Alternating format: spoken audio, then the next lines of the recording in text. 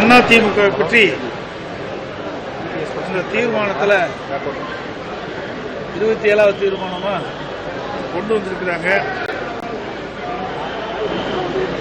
துரோக அதிமுக துரோக அனைத்து இந்திய அண்ணா திராவிட முன்னேற்ற கழகம் ஒரு வார்த்தை பயன்படுத்தி இருக்கிறாங்க. அது நாங்கள் இல்ல, அது திமுக தான் அந்த நாட்டிற்கு துரோகம் விளைச்சிருக்கு. அனைத்து இந்திய அண்ணா திராவிட முன்னேற்ற கழகத்தை பொறுத்த வரைக்கும் மாண்புமிகு அம்மா அவர்கள் முதலமைச்சர் இருந்த காலத்திலும் சரி, அம்மா மறைவுக்கு பிறகு நான் முதலமைச்சர் இருந்த காலகட்டத்திலும் அனைத்து இந்திய அண்ணா திராவிட முன்னேற்ற கழக ஆட்சியில சிறப்பான திட்டங்களை நாட்டு மக்களுக்கு வழங்கினோம். சட்ட ஒழுங்கு சிறப்பாக பேணி காக்கப்பட்டது.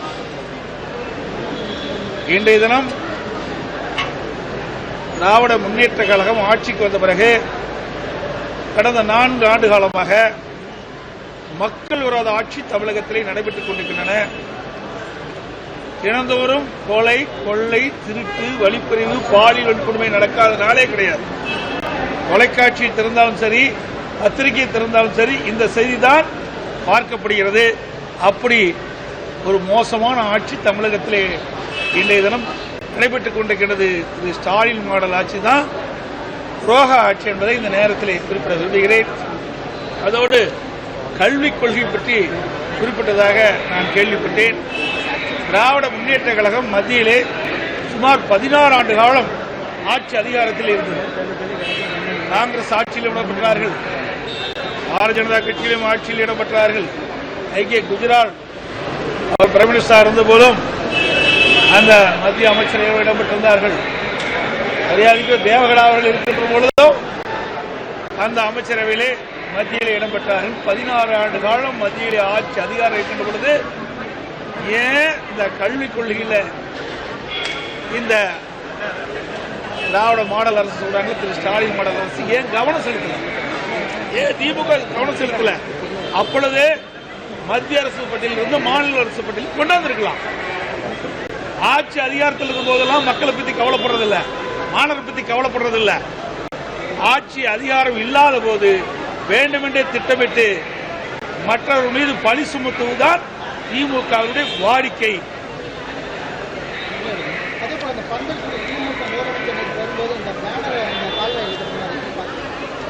நீங்க தொலைக்காட்சியில் அதாவது காட்டிக்கல, அறிவியால கேள்வி. ஒரு மோசமான ஆட்சி என்பதற்கு இதுவே சான்று. அதான் அவர்களுக்கே பிடிக்கல பாருங்க.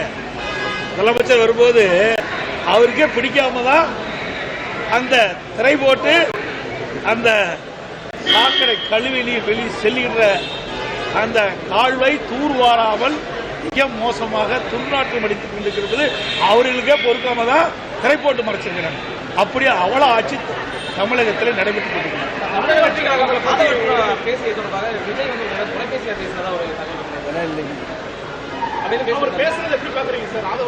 அவரே மாதிரி ட்வீட் போட்டார்ல, முடிஞ்சது.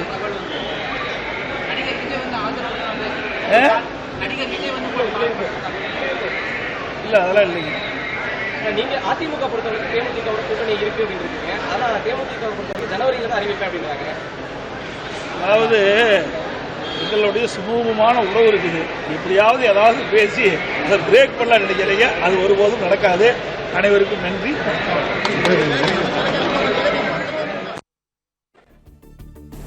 பிளே ஸ்டோர் மற்றும் ஆப் ஸ்டோரில் இருந்து பாலிமர் செயலியை QR கோடு மூலம் பதிவிறக்கம் செய்யுங்கள்.